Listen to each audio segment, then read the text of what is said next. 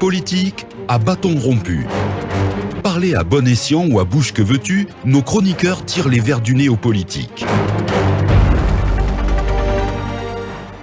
Et comme annoncé en début d'émission, nous recevons ce soir dans la bâton rompu Monsieur Hamidou Bari. Il est le président du parti PCDIC, Parti citoyen pour la défense des intérêts collectifs et président de la commission juridique de l'ANAD. Bonsoir Monsieur Bari. Bonsoir Madame Yamila et bonsoir à tous et à tous. Rapidement, on va commencer donc par l'actualité. Un an du CNRD à la tête du pays. Quel bilan de façon globale vous en faites? Écoutez, encore une fois, et on l'a constaté avec tous les bons Guinéens d'ailleurs, parce que l'arrivée... Tous les bons Guinéens, je veux dire, entre guillemets, parce ceux qui sont du même avis ceux qui sont du bon côté de l'histoire, je veux dire par là. On a tous salué l'arrivée du CNRD par... du bon côté de l'histoire. Ceux qui sont du bon côté de l'océan, je le dis et je l'assume, mon cher frère. Et croyez-moi qu'on a tous applaudi l'arrivée du colonel Doumbouya avec le CNRD à la date du 5 septembre 2021 et avec bien entendu des actes salvateurs qu'il a posés au début. Mais fort malheureusement aujourd'hui, il faut reconnaître que tous les actes qu'il avait posés allant dans le sens de la démilitarisation, de la libération des prisonniers politiques, de permettre à des exilés de rentrer et tant d'autres actions aujourd'hui nous sommes pleinement dedans. Parce que ce qu'il a combattu hier, ce qu'il a promis avec sa prise de pouvoir, nous nous retrouvons tout droit dans ces mêmes pratiques aujourd'hui. À votre avis alors, qu'est-ce qui n'a pas marché? Pourquoi ce changement entre le 5 septembre 2021 et aujourd'hui? C'est une question de système qui est là, ma soeur. Parce qu'il faut comprendre qu'aujourd'hui, quelle que soit la volonté d'un homme, si vous n'avez pas le courage de vous faire approcher des cadres qui peuvent s'assumer devant les faits et devant l'histoire, il faut s'attendre à des mêmes résultats. Parce que, non, écoutez, je ne parle pas de moi, mais l'histoire est là pour juger les hommes par rapport aux faits qui sont là. Et les mêmes hommes, il faut s'attendre aux mêmes résultats. Si les mêmes qui avaient conseillé M. Alpha Condé dans cette perspective de troisième mandat, si à 80% de nominations aujourd'hui autour du colonel, ce sont les mêmes qui se retrouvent, il faut s'attendre tous à des mêmes résultats. Donc il fallait qu'il nomme des gens qui étaient opposés à Alpha Condé. Condé, tels que la volonté d'un chef d'État dépend de sa capacité managériale à approcher des personnes de l'élite qui pourraient lui booster à aller dans le bon sens. Le divorce entre le CNRD et l'ANAD et la plupart des partis qui sont qualifiés de partis majeurs, divorce entre guillemets, qui sont dirigés par des anciens il n'y a pas de divorce de la République de Guinée, que ce soit au temps d'Alpha ou au temps de Lansana Conté. Ce divorce a été consommé quand la CRIEF a commencé à ouvrir des dossiers. Si vous me permettez, il n'y a aucunement de divorce entre le CNRD et l'ANAD, encore une fois. Ce sont des questions de principe et de compréhension. Parce que lorsqu'on est en politique, on n'est pas appelé à applaudir pour applaudir. On applaudit les actes qui sont posés, qui riment dans le bon sens. Et cependant, lorsque les actes posés ne riment pas avec les fondements de la République, il faut dénoncer, il faut critiquer. Et si vous n'êtes pas entendu, il faut passer par les actions que la Constitution vous réserve pour vous faire entendre. Et c'est chose que nous sommes en train de faire. Ne pensez pas que le CNRD est un organe politique, encore une fois. Ce n'est pas une structure politique. Et les entités politiques, nous sommes là. On a pourtant l'impression que c'est vous qui le prenez ainsi. Non, écoutez, comme un organe politique. Écoutez, lorsque des enfants prétendent croire au colonel que c'est un état d'esprit, le CNRD, il faut que les uns et les autres se détrompent. Le CNRD est venu au pouvoir par la force. Et il appartient à gérer le pouvoir, à faire face aux questions fondamentales qui régissent l'organisation et le déroulement de la transition pour rendre ce pouvoir par la voie des urnes. C'est ce que nous attendons de lui. Mais lorsqu'on nous fait comprendre, hier j'ai suivi le ministre Gawal dans ce studio, où il parlait que l'État n'a pas les moyens de sécuriser les manifestations. C'est pour cela que l'État l'interdit. Bon sang de bon Dieu, est-ce que dans une république qui se veut normale, qui se veut démocratique, un ministre d'État qui parle comme ça mérite de passer la nuit sans de risque de se voir dégommer?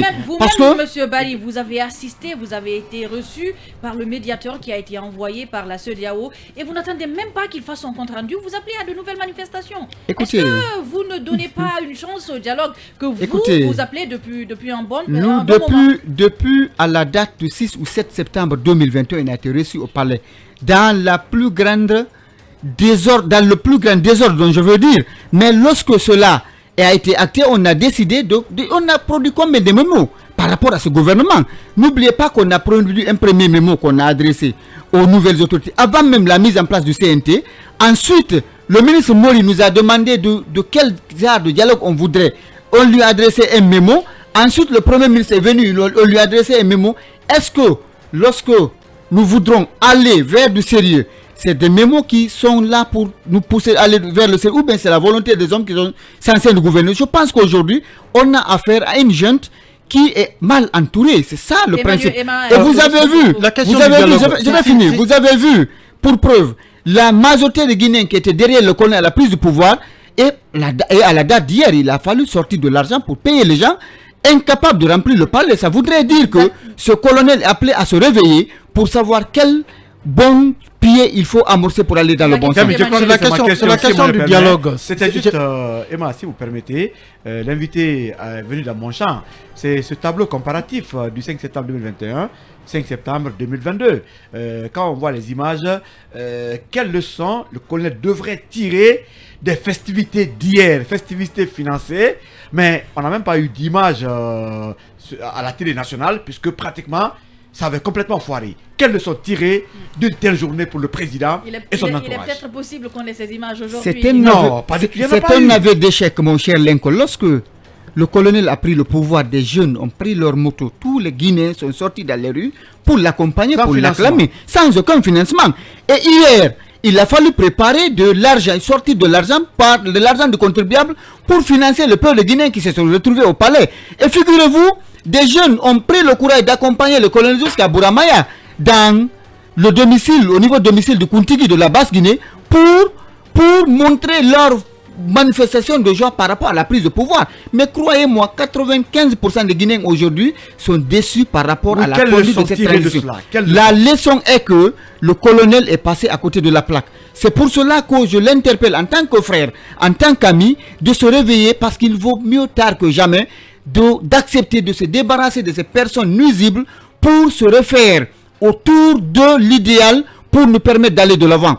Ceux qui sont autour de lui, croyez-moi, parce que eux, des uns prétendent aujourd'hui que c'est nous qui sommes les adversaires du colonel, étant donné que ses véritables ennemis sont à ses entourages. On a même l'impression que vous-même vous êtes mis dans cette position-là. Non, écoutez, le fait de dénoncer n'est pas mauvais en soi. Nous interpellons la responsabilité et la conscience collective de ceux qui nous gouvernent pour se débarrasser des mauvaises pratiques, pour aller vers les bonnes pratiques. C'est ce que nous faisons. Et vouloir nous retirer cela, c'est vouloir nous retirer de notre casquette politique. On va prendre la question. Moi, j'ai bien envie de vous entendre sur deux aspects. Le premier, c'est celui lié au dialogue. Vous avez demandé de tout votre vœu un dialogue et un médiateur surtout. Le médiateur est arrivé. Il vous a entendu en premier temps et vous a conseillé de rejoindre le cadre d'échange qui existe déjà.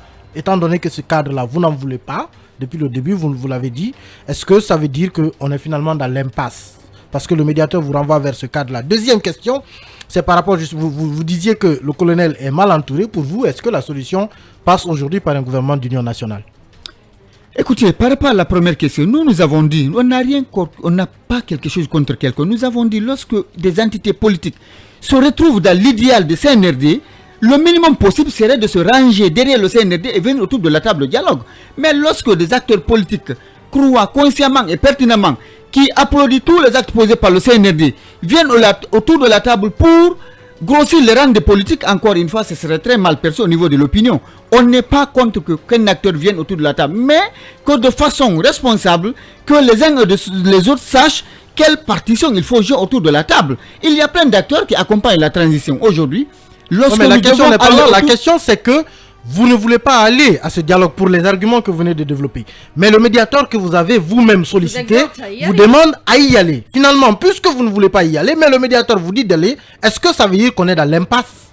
Écoutez, le fait d'aller ou de ne pas aller n'est pas important à mes yeux. Je pense que le débat qui mérite d'être posé et la volonté politique d'aller vers un dénouement est plus important aujourd'hui. Qu'est-ce qui nous a poussé autour de ce table de dialogue-là? Je pense qu'aujourd'hui, c'est la volonté et le refus notoire des autorités de prétendre ouvrir un couloir de débat entre les acteurs politiques. La transition est de vocation éminemment politique, et je pense que vouloir fermer les portes et prétendre gérer une transition sans associer les politiques, encore une fois, est en porte-à-faux avec les fondements de toute transition. Parce que la plus grande partie aujourd'hui, les leaders sont sans domicile aujourd'hui à Conakry. Je parle Vous du êtes leader, président il y en a que Sidia, deux. du Sidia, président il y en a que Selou deux. Dale, Il y en a que qui ne deux, sont c'est pas pas des la moindres plupart, dans ça. l'arène politique aujourd'hui, se sont vus expropriés de leur domicile, dont l'un a été réduit en cendres et l'autre aujourd'hui, ce sont d'autres entités qui se retrouvent dans ce Est-ce que domicile.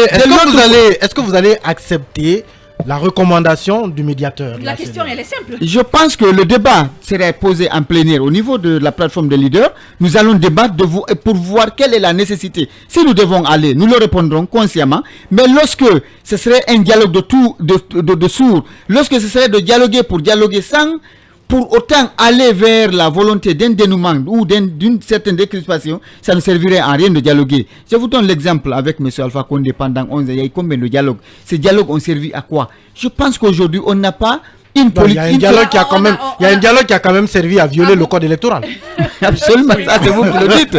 Mais À un je arrangement qui nous a installé dans une impasse qu'on Ça, n'a c'est- pas encore traversée. ça c'est vous qui le dites, mon Et cher vous ami. étiez dans ce Et arrangement. croyez-moi, Mais entre-temps, on a entendu Fodé Oussou de l'ANAD clamer haut et fort qu'au moins sous Alpha, il y avait un dialogue.